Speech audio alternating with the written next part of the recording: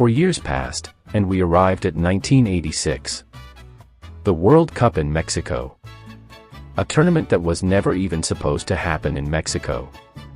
Colombia was the original host, but economic bankruptcy forced them to pull out, and Mexico stepped in. But bad luck wasn't finished. Just a few months before the tournament, a catastrophic earthquake devastated Mexico City, claiming thousands of lives. The world assumed the tournament would be cancelled, but the Mexican people rose from the ashes of their tragedy to host what became the most romantic and epic World Cup in history. Back in my country, the war was still casting a heavy shadow over everyday life, raging on with pure brutality. Amidst the red sirens and bombings, the matches weren't broadcasted live, they were delayed, usually airing late at night when the city finally grew quiet. But for me, this tournament was a miracle. Why? Because I finally got the chance to watch the beautiful game, not on a postcard, but on the small, static-filled screen of our black and white TV.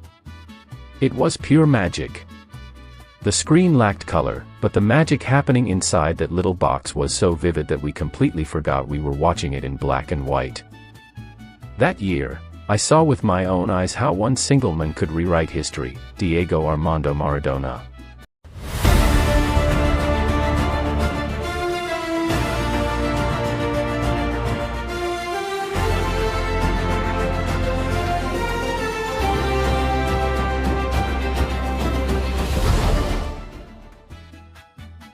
To understand what Maradona truly accomplished that year, we have to look at the quarterfinal match, Argentina versus England.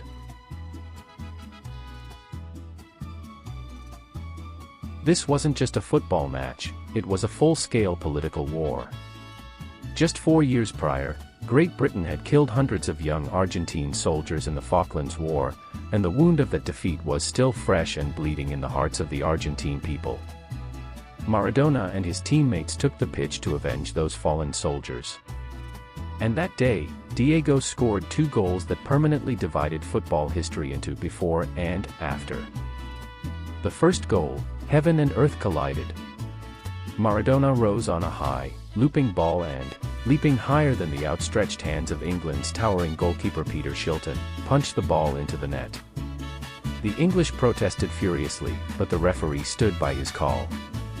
Later, Diego, with his trademark rogue wit, said, that goal was scored a little with the head of Maradona, and a little with the hand of God. But it felt like God wanted to absolve Diego of that sin just a few minutes later. Diego received the ball in his own half. A magical turn, and then he ignited. He began to run, gliding past opponents. Peter Beardsley, Peter Reid, Terry Butcher, Terry Fenwick, that day, they weren't world-class players, they looked like training cones as Maradona's genius danced around them. Diego sprinted nearly 60 yards with the ball glued to his feet, rounded Shilton, and slotted it into the net.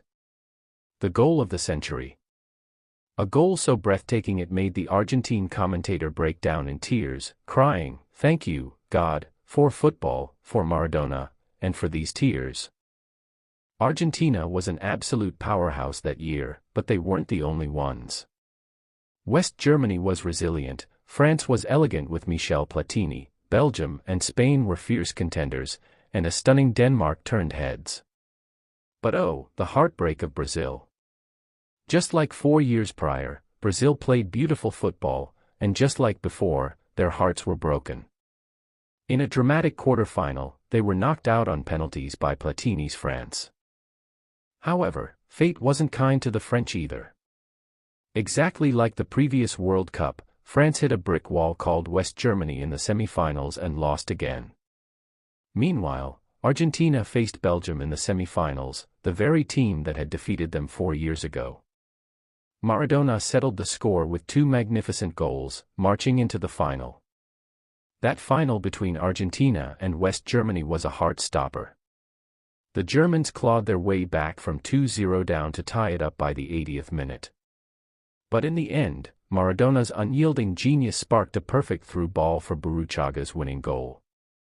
Argentina won 3-2, and Maradona lifted a trophy that felt like it had his name etched on it since the beginning of time.